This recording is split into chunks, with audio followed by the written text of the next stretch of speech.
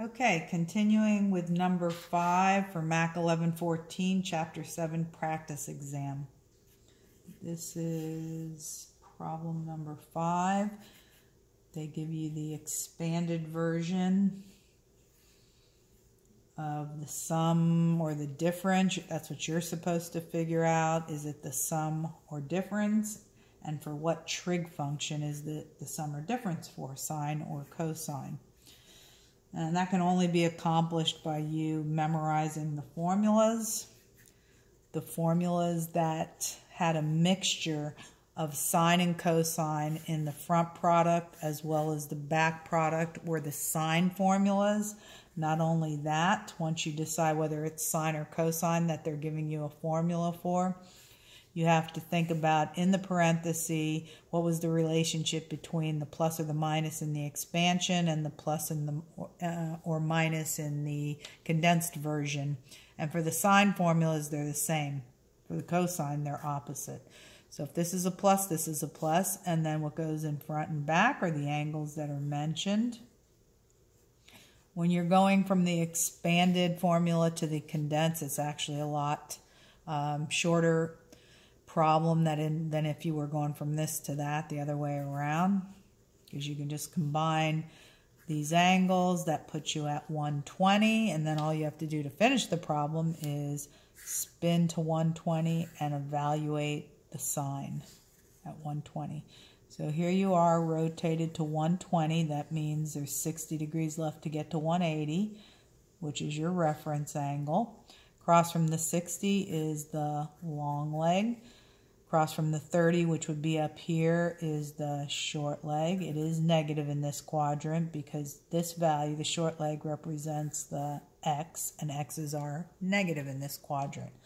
Then the hypotenuse is double the short leg, but always positive. And come back here, and with the values on the picture, the right triangle, you finish the problem. Sine's defined as y over r. The y value is this vertical leg, and the r value is the hypotenuse. And that's it. That's the final exact value for sine of 120. Keep in mind that almost every problem that you're doing, you're going to be asked to give an exact value. The only ones where you're allowed to give a decimal rather than an exact value would be the ones that say use your calculator. Because when you're using your calculator, I can't see that you know any of the trig because you're just pressing it in, so you're bypassing all of these steps. So therefore, there's only a couple of problems on the test that will allow you to give a decimal answer. All the rest are find the exact value. Okay, moving on to problem number 6. This one's sort of a lengthy problem. You're given tan of angle A, a value for that, at 24/7, and then they make a comment that angle A is between pi and 3π/2, and you might need to draw that to get the hypotenuse. We'll look and see what the question actually is to know whether or not we have to complete this triangle, because this just gives you the y and the x on a triangle. Whether or not you're going to need the hypotenuse, again, depends on what the question is. They also give you cosine of angle B is equal to -3/5, and then they make mention that angle B is in between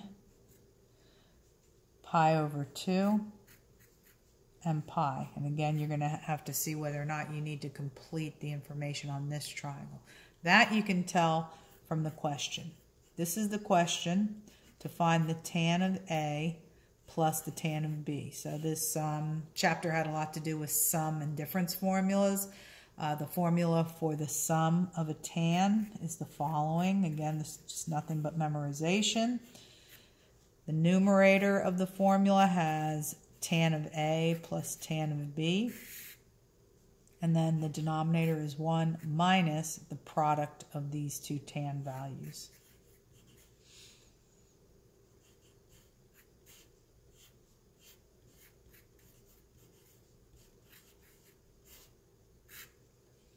Okay, so you're going to need tan of A, which you already have. You need it there as well. And then for B, for the triangle with angle B in it, which is this information over here, you're going to need the tan, but you really only have the cosine, which is just the x divided by the r value. So you don't have the tan value, which is y over x. So you are going to have to find the y, because all you have is the x and the r right now. Okay, so why don't we draw a picture for angle B. Angle B is in between pi over 2 and pi. So it's going to be right in there. This will be called angle B. X is -3. Based on the definition for cosine, it's x over r. This will be the r. And what we don't know is the y value, the value on this horizontal leg. So we're going to use Pythagorean Theorem to get that, so that when we come back and try to finish this, we can do the tan for angle B using the y and the x value. Okay, so let's do that. So it's hypotenuse squared, there's your hypotenuse squared, is equal to leg squared plus the other leg squared. So it's 25 is equal to y squared plus 9. Subtract 9 from both sides and you'll have 16, and then square root to get y. Square root on both sides, and you have 4. Okay, so now we know that this y value is 4, so that we could actually do the tangent for this triangle, which is in this formula. We could do y over x.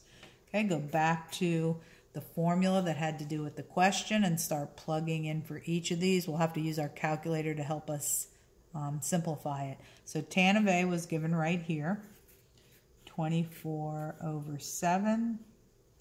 Then it's tan of B, which we can now get now that we have this y value. It is 4 over -3, or -4/3. You can put that negative wherever you want. Then on the bottom, it's 1 minus the product of the two tan values that we already got on the top. The 24 over 7 and the -4/3. Okay, so on the top, you want to put in your calculator 24 over 7. This would just be equivalent to a -4/3. So 24 divided by 7, -4/3. And instead of hitting enter, hit math, enter, because that'll make a calculator get the same denominator and reduce the answer after the subtraction is done. So 44 over 21 is the value in the numerator. And then it's over. Now let's do the bottom. The bottom, let's get the calculator to multiply this first. On the top, it is, see, this is a negative times another negative, so it's going to actually be positive. And you can do as much in the calculator as you need to. 24 times 4 is 96. 7 times 3 is 21. So it's 1 plus, because negative times negative is a positive, it's 1 plus 96 over 21. Maybe you want to do that in the calculator. Well, you can do that one by hand also. So it's 1 plus 96 over 21, and again, instead of pressing enter, press math, enter to get a common denominator and reduce it.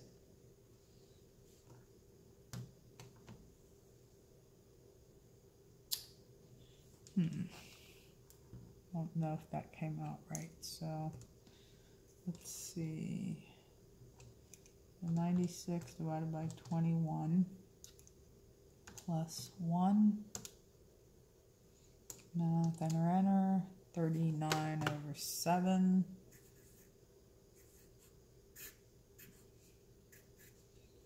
And then it's top divided by the bottom, which is the same thing as multiplying by the reciprocal of the bottom. Okay, and then if you want to multiply the tops, multiply the bottoms, and reduce. Okay, so it's 44. Move this over. divided by 21 times 7 divided by 39. Math, enter, enter. You get 44 over 117 for number 6. Okay, that's the final answer for number 6. Okay, moving on to number 7.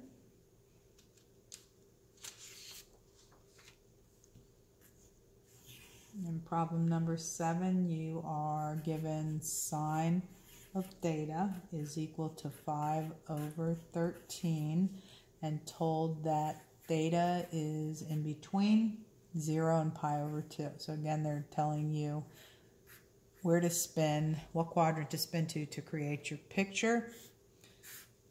This is pi over 2, this is 0, and if you draw your picture and use the definition for sine, which is y over r, that allows you to put a y value here, an r value, which is always the hypotenuse, and then you can use Pythagorean Theorem to get x if the question that you're trying to answer requires it, which it does. You're looking for cosine of 2 theta. There are several ways to define double angle for cosine. This is one of them. Goes 2 cosine squared theta minus 1. Now to get cosine of theta and then square it, you need x over r, which you don't have. So let's find x. We do need to use Pythagorean Theorem here. So it's hypotenuse squared is equal to leg squared plus the other leg squared, which gives you x squared plus 25, while on the left side you have 169. Then you're going to subtract 25 from both sides, leaving you with x squared is 144, and x being the square root of both sides. Okay, so now we know that we have a value of 12 here. Y's and x's are positive in this quadrant. And we can continue with the problem. The reason that we had to use this formula is because this formula talks about just cosine of theta, 1 theta, and then you square it. Whereas this talks about what the answer they wanted was 2 theta, and this diagram does not represent 2 theta, it represents theta. So diagram needed in order to get a double angle value. So it's 2 times cosine squared minus 1. Okay, cosine is x over r, 12 over 13. And this formula says to square it. So you're going to square the top as well as the bottom, which is 144 over 169 times 2 minus 1. Okay, 2 is the same thing as 2 over 1, so you're multiplying top times top.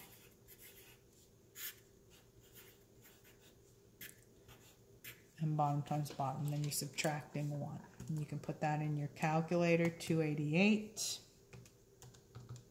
over 169. Oops, didn't enter that right. 288 over 169 minus 1. And then you can press math, enter, enter. 119 over 169.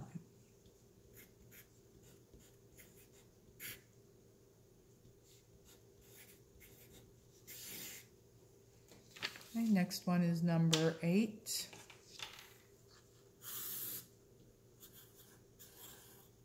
In problem number 8, you're given sine of theta is equal to 2 square roots of 2 over 3.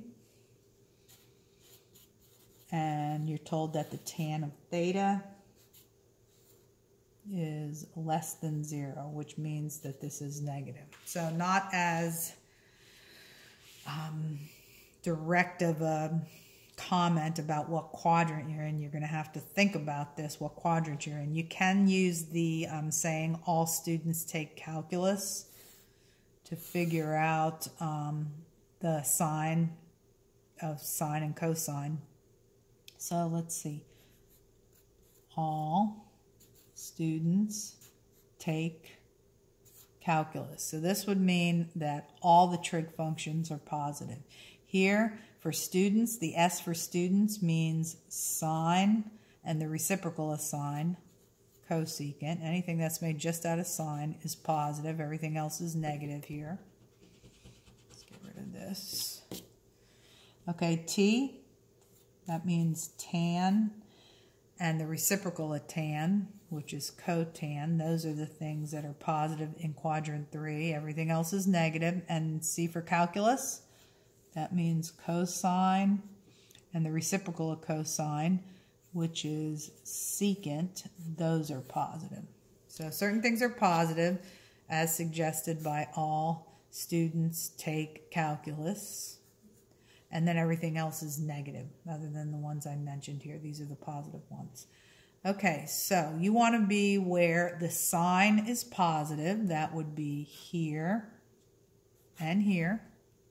But you want to be where the tan is negative. Tan is positive there. Tan is negative right here. And then the quadrant that has both check marks means that it satisfies this condition as well as this. So you're in this quadrant if you do need to draw a picture. Okay, so then let's see. If I were to put these values on a triangle, this would be y and this would be r, and you don't have the value. That's not a special right triangle that you have memorized. They're not the values on a special right triangle. So what I'm going to do is another way that will allow me to get cosine values, because I want in the end to answer this question. This is the actual question for number 8. Sine of a double angle, which is defined like this. This is the formula for sine of a double angle. It's 2 times sine of a singular angle times cosine of a singular angle. So I already have this part given right there, but I don't have the cosine. And I do know that in this quadrant where I'm supposed to be, if I was going to draw a triangle, the cosine is negative. I'm going to remember that. Only sine and cosecant are positive. Everything else is negative. So you're going to need to remember that when you do put your cosine value in here, it is negative. The sine value we already have.